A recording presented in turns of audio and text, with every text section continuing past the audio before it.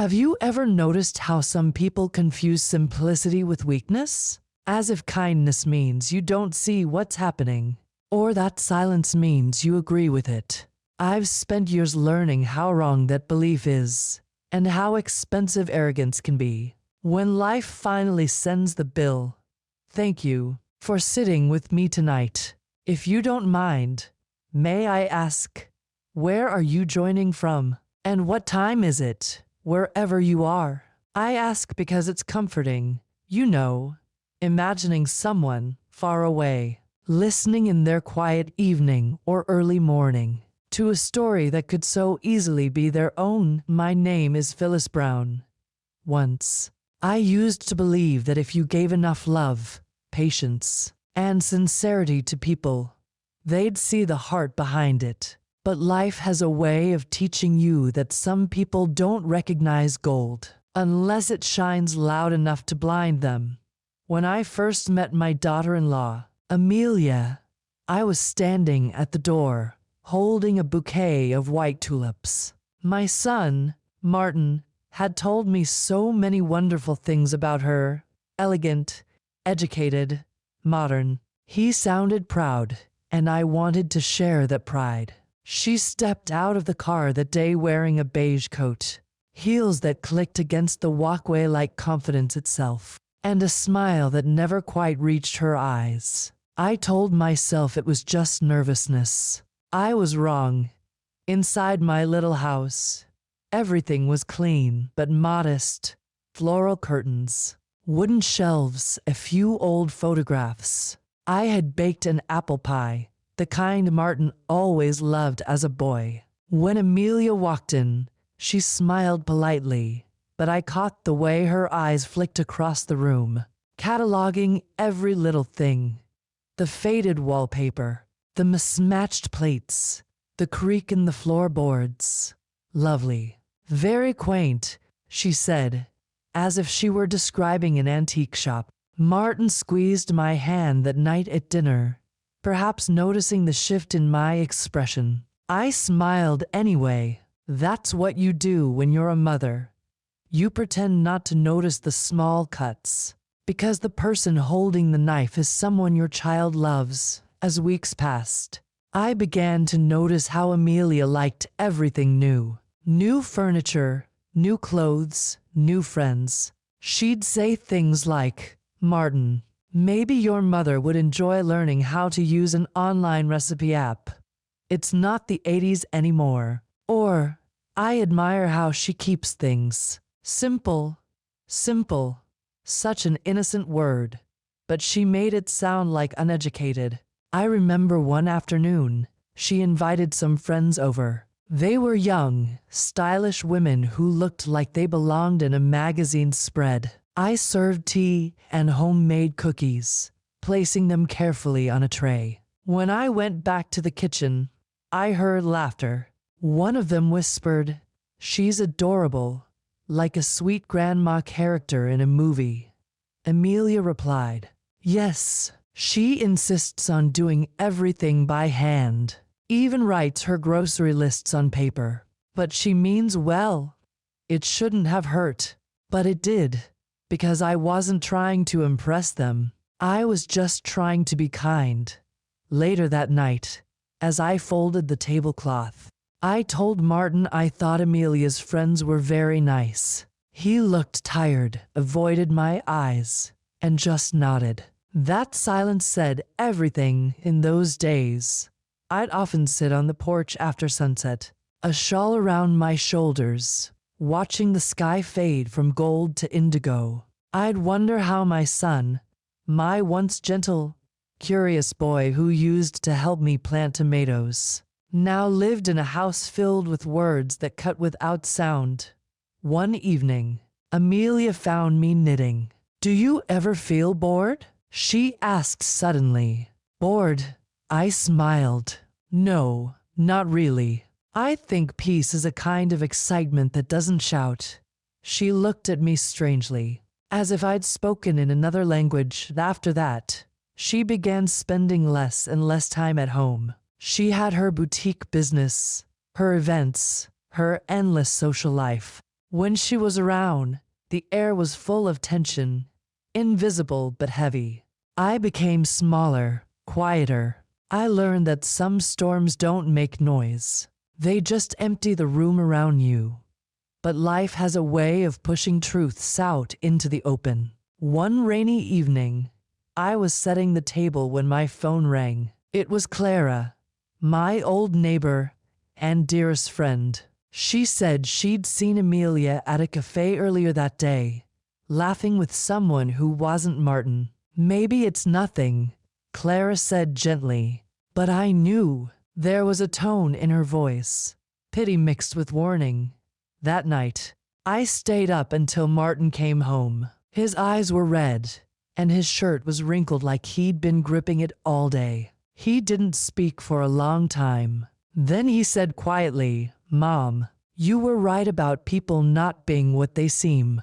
I reached for his hand, but he pulled it away, not in anger, but in shame. Days turned into weeks. Rumors turned into truth. Amelia had invested heavily in a new business with a man named Jonathan Pierce. They were seen together often, more than was appropriate. When it all came out, the affair, the lies, the money, Martin broke down. Amelia left soon after, saying she needed time to think. She took the car, her jewelry, and whatever pride she had left. For a while, I thought that was the end. But sometimes, endings have quieter beginnings hiding behind them. Months later, Martin lost his job. His company downsized. The house payments fell behind. The bills piled up. I sold my old jewelry, even my sewing machine, to help him. He never asked, but I could see it in his eyes. The quiet despair of a man watching his world collapse. And through it all, Amelia stayed silent. Until one day, she called. Her voice was trembling. Not proud, not polished, just human. "Phyllis," she said softly, "I don't deserve your kindness, but I don't know where else to go." I remember standing there with the phone in my hand, my heart heavy and strange, because I realized life was giving me a chance, not to get revenge, but to understand. You see, the world had taught Amelia to value shine over strength, but life was about to teach her something else, something only time, pain, and quiet endurance could reveal. And I was about to learn that forgiveness isn't weakness. It's choosing not to let someone else's darkness dim your light. That night, as the rain fell again, the same sound that had once carried my tears, I opened my door for her. She looked lost, stripped of all the things that used to make her proud. Her designer clothes were gone. Her makeup was smudged, and for the first time, her eyes looked real. I didn't say anything cruel. I just said, "Come in, dear. It's cold out there." She hesitated, then stepped inside, and for the first time, I saw her truly see me. Not the simple woman she used to mock, but someone whose strength had outlasted her illusions. That's where the story really began. Because sometimes, the fall isn't the end. It's the first time someone finally touches the ground. Asterisk: when people talk about strength, they often picture loud victories, the kind that come with applause, headlines, and pride. But the kind of strength that saves lives? It's quiet. It hides in small acts. The hand that doesn't let go. The word that doesn't judge. The door that opens even when it once closed. That was the strength I had to learn to live by. When Amelia returned, she wasn't the woman who once corrected my table settings or rolled her eyes at my old-fashioned curtains. She looked hollow, like someone who'd been living on borrowed confidence. She had lost everything: her boutique, her investments, even her apartment. Jonathan Pierce, the man she trusted, had drained her finances and vanished. The world she built on image had cracked beneath her heels. For the first few days, she barely spoke. I gave her space, a small room with fresh sheets and a soft lamp. I cooked soup, left tea outside her door, and spoke only when she wanted to. Martin didn't come by often. The wounds were too deep. He worked odd jobs now, deliveries, repairs, anything to keep moving. The silence between them was wide and heavy. One evening, I found Amelia sitting at the table, staring at her reflection in a cup of tea that had gone cold. She whispered, "I used to think people respected me because I was confident, but I think I was just loud." I sat across from her and said quietly, "Sometimes silence teaches what pride never could." She looked up at me, and for the first time, her eyes softened, not with pity, but recognition. Over the weeks that followed, I watched her begin again, slowly, awkwardly, like someone learning to walk after forgetting how. She asked if she could help around the house, cleaning, gardening, even sewing old tablecloths into aprons. There was humility in her hands now, where once there had only been display. One morning, while folding laundry together, she said, "You've always done everything so simply, Mrs. Brown, but nothing ever falls apart." I smiled. "That's because I never rushed what was meant to last." That small sentence, I think, changed something in her. A few weeks later, Amelia told me she wanted to rebuild her business, not as a boutique this time, but as a small community craft shop where women could sell handmade goods. She said, "I want to do something that feels real, not just look real."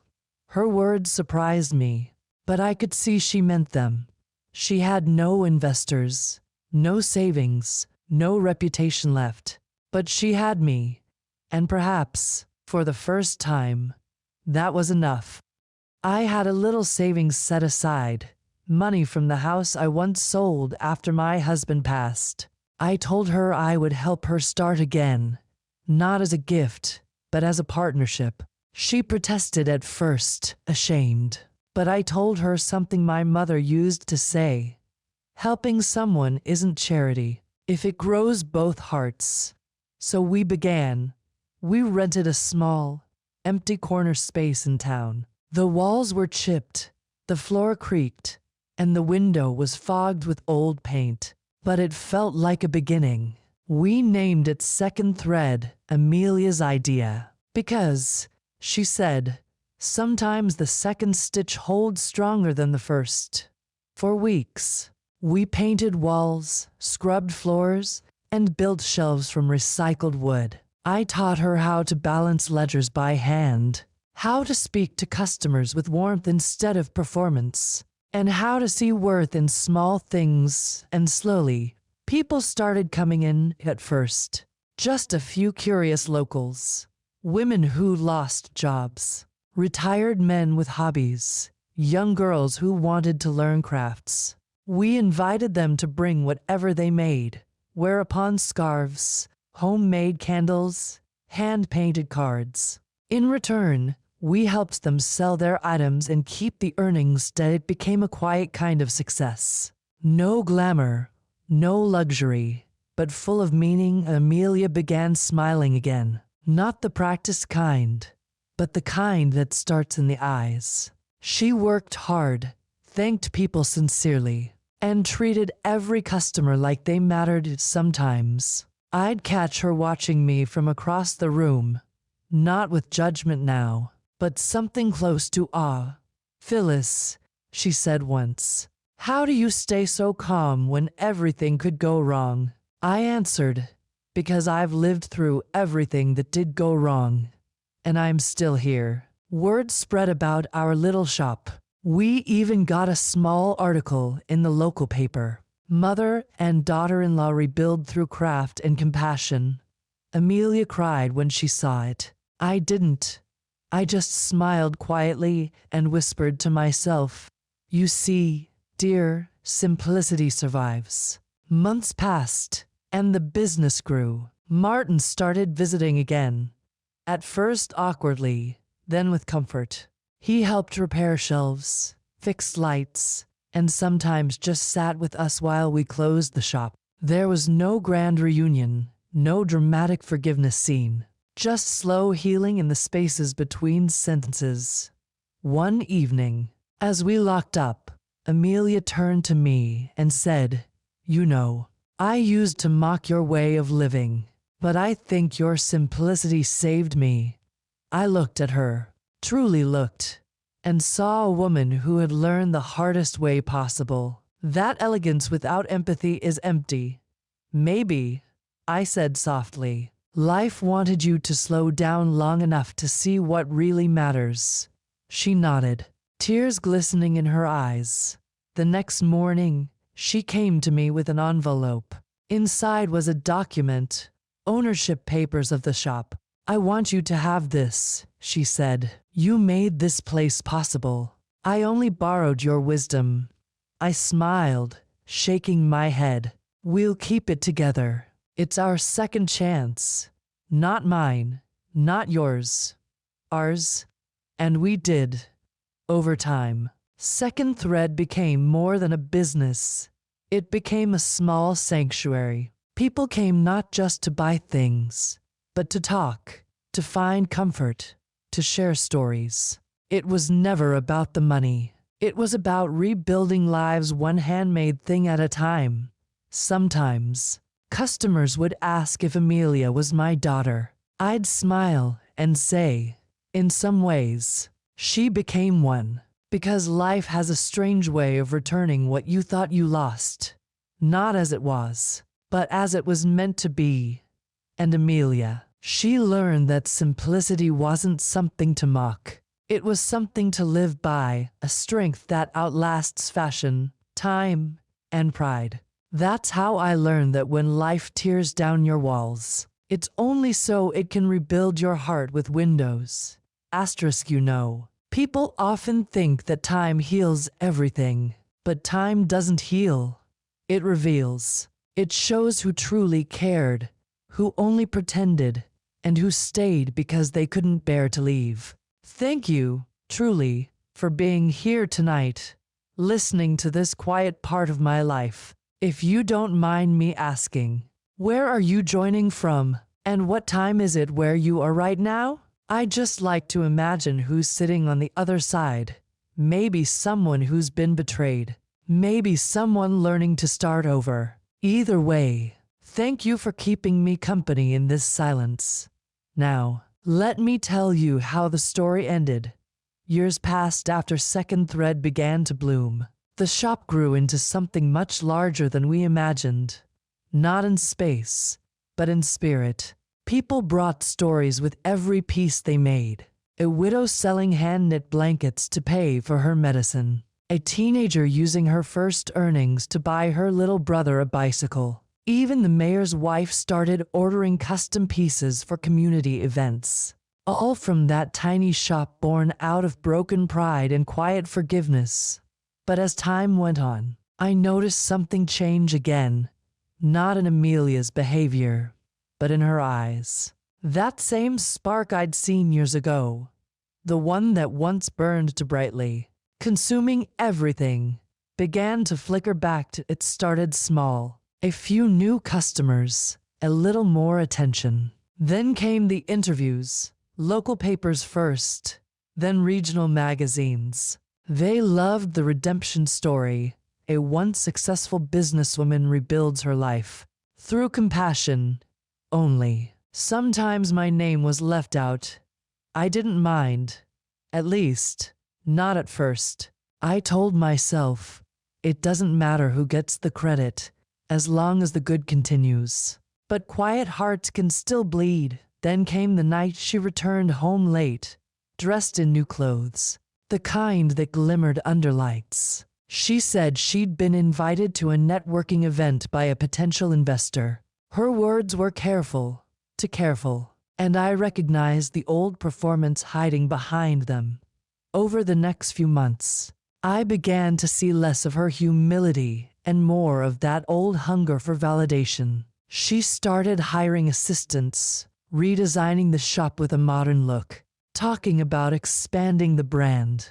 The place that once smelled like tea and sawdust now smelled like polished perfume and ambition. One afternoon, I overheard her speaking to a journalist. When asked how Second Thread began, she smiled and said, "Oh, it was my vision from the start. I wanted something authentic. I just needed the right people to help me make it happen." I didn't say a word. I just kept folding the tablecloth behind her, my hands trembling, not from anger, but from something deeper. Disbelief, but fate, I've learned, has a way of arranging its own justice. Quiet and exact. A few weeks later, Amelia's expansion plans moved too fast. She took a large loan in her own name, under the new brand Thread and Grace. She wanted to turn it into a franchise, remove the old-fashioned feel, as she called it. I didn't interfere. I just watched. Sometimes, silence is the sharpest teacher. Then, one morning, I received a call. The investor had backed out. The bank had frozen her account, and Amelia was standing outside the shop, trembling like she did the day she first came back. "Phyllis," she whispered, "it's happening again. Everything's falling apart." Her voice broke, but this time, I didn't rush to comfort her. I simply said, "Maybe this time, it's not falling apart. Maybe it's falling into place." She looked at me, tears in her eyes. "How can you still be so calm after everything I've done? After all the times I made you feel small?" I smiled faintly, "Because you taught me what not to become." And that silence between us, it wasn't bitter. It was clean, honest.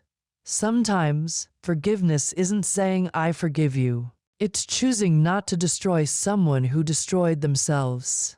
After that day, Amelia left the business to me. She said she needed to find out who she was without the noise of reputation. I didn't stop her. Some journeys can't be shared. They must be walked alone.